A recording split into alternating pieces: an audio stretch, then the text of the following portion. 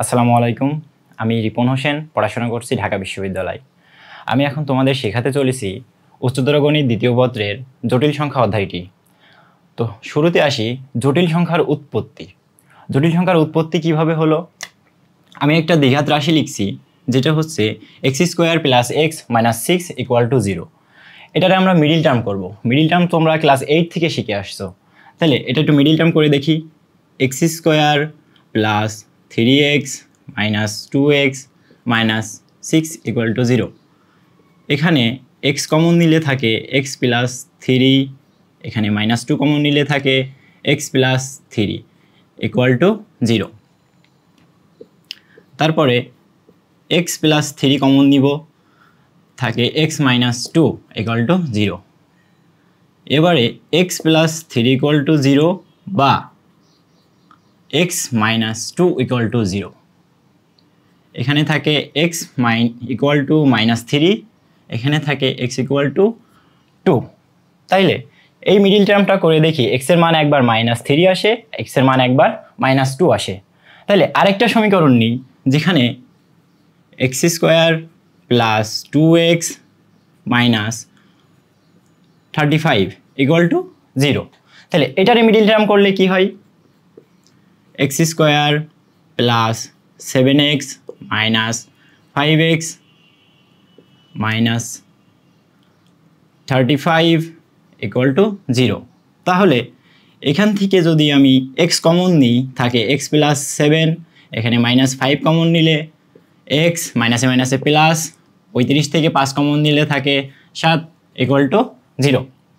তাহলে যদি x + 7 রে আমি কমন নিই, এখানে থাকে x, এখানে থাকে -5 = 0। তাহলে এখানেও একটা x এর স্পেসিফিক মান পাওয়া যায়, যেটা হচ্ছে -7। এখানে একটা স্পেসিফিক মান পাওয়া যায় 5। তাহলে দুইটা মিডিল টার্ম থেকেই দেখছি x এর একটা নির্দিষ্ট করে মান আসছে, যেটা প্লাস হোক মাইনাস হোক একটা করে মান থাকে। বাট যদি আমরা চিন্তা করি, কখনো এই দ্বিঘাত রাশি যদি এমন হয় যে x² + 1 = 0, তাহলে এর সমীকরণে কি আসে দেখা যাক। x² এই +1 এর যদি ওই পাশে নিয়ে যাই, তাহলে -1 থাকে। তাহলে একবার চিন্তা করো তো, কোনো একটা রাশির বর্গ কি কখনো নেগেটিভ আসা যায়? কখনো আসে নেগেটিভ? এটা সম্ভব না।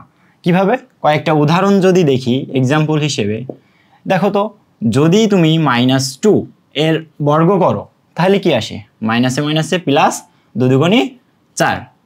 যদি তুমি -5 রে স্কোয়ার করো, তাহলে কি আসে? মাইনাসে মাইনাসে প্লাস, 5 5 25। তাহলে তুমি যে কোনো রাশির বর্গ করো না কেন, সেটা কখনো মাইনাস আসতে পারে না। তাহলে এখানে দেখা যাচ্ছে x এর স্কোয়ার করার পরে সেই সংখ্যাটা মাইনাস থাকছে। এটা কিভাবে সম্ভব? তাহলে এখানে x এর মান আসে ±√1। এই জায়গা থেকেই আমার জটিল সংখ্যার উৎপত্তি, যে এই সমাধানটা কিভাবে করা যায়।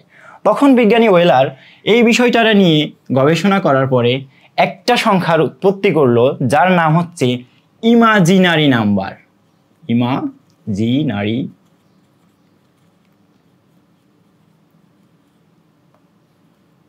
নাম্বার। আচ্ছা, এই ইমাজিনারি নাম্বারের প্রথম শব্দ, প্রথম অক্ষর আই, এখান থেকেই আমার জটিল সংখ্যার উৎপত্তি।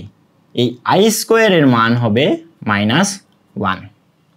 তাইলে দেখো তো, x² সমান -1 ছিল, সেখানে আমি i² = -1 লিখছি।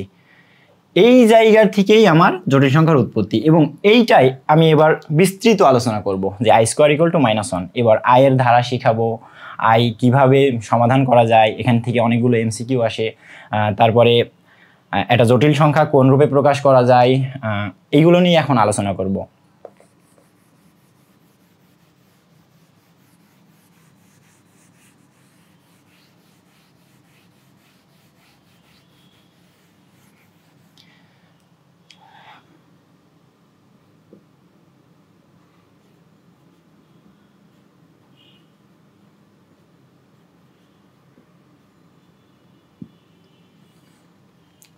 আমরা এখন আলোচনা করতে চলেছি আয়ের ধারা সম্পর্কিত যেসব ম্যাথ আসে। তাহলে এখানে কয়েকটা সূত্র আকারে আমরা 4টা জিনিস মুখস্থ করে রাখবো। সেটা হচ্ছে i⁴n = 1 I to the power 4n plus 1 equal to minus I, sorry এটা মাইনাস আই না, এটা I to the power 4n plus 2 equal to minus 1 I to the power 4n plus 3 equal to minus I। এই চারটা জিনিস আমার মনে রাখা লাগবে। তো এই চারটা রাশি সংবলিত যে ম্যাথগুলো এখন করব তার ভিতরে একটা এক্সাম্পল দিলে এটা আরও সহজ হবে এবং ক্লিয়ারলি বুঝতে পারবা যে আমি কি বোঝাতে চাচ্ছি। দেখো তো, I এর square plus I to the power cube সমান সমান কত হয়? তো এখানে আমরা একটা জিনিস শিখে আসছিলাম যে I স্কোয়ারের মান 1 হয়। তো এটা এখন আমরা দেখব I square plus I cube এর মান কত হয়। I স্কোয়ারের মান কত? I স্কোয়ারের মান -1, আমার এখানে প্লাস ছিল। I কিউবের মান কত? এটা হচ্ছে মেন টপিক। I কিউবের মান হচ্ছে -I। তো এটা কিভাবে আসলো একটু দেখাচ্ছি। এখানে আমি ক্যালকুলেশনটাকে করি, এন্ড দেন আসে -1 -I, এটাই হচ্ছে আমার অ্যান্সার। তাহলে এইবার I to the power 4n, I to the power 4n plus 1, I to the power 4n plus 2, I to the power 4n plus 3 এই বিষয়গুলো দ্বারা কি বোঝায়? দেখো, কখনো যদি আমার I to the power 4 থাকে, এর মান কত? এর মান যদি আমি বের করতে চাই তাহলে একটা জিনিস খেয়াল করবে, এটারে সবসময় স্কোয়ার স্কোয়ার আকারে ভাঙবো, ঠিক আছে? দেখো তো, I এর স্কোয়ার তার আবার যদি স্কোয়ার করি তাহলে 2 দুগুণে 4 আসে না? এটা তো করা যায়। এইবার আমরা I এর মান তো I স্কোয়ারের মান তো জানি, I স্কোয়ারের মান 1 -1, তাহলে এই -1 I স্কোয়ারের মান, এর উপর আবার একটা বর্গ ছিল, তাহলে মান আসে কি মাইনাসে মাইনাসে +1। তাহলে দেখা যাচ্ছে I to the power 4 হইলে মান হচ্ছে 1। এবার দেখি তো I to the power যদি 8 হতো তাহলে মান কত আসতো? I to the power 8 হলে আমরা এটারে ভাঙবো কিভাবে? I to the power square গুণ I to the power square গুণ I to the power square, আর লাগবে না।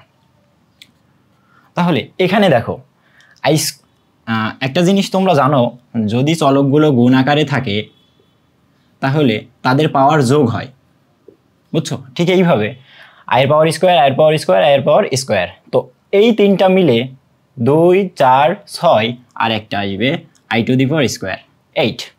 তাহলে I স্কোয়ারের মান -1 গুণ I স্কোয়ারের মান -1 গুণ I স্কোয়ারের মান -1 গুণ I স্কোয়ারের মান -1, তাহলে দেখো তো মাইনাসে মাইনাসে প্লাস, মাইনাস প্লাস, আর 1 এর সাথে গুণ করলে 1ই হয়। তার মানে দেখো যে যখনই I এর পাওয়ার 4 এর গুণিতক হবে তখনই সেই মানটা হবে 1।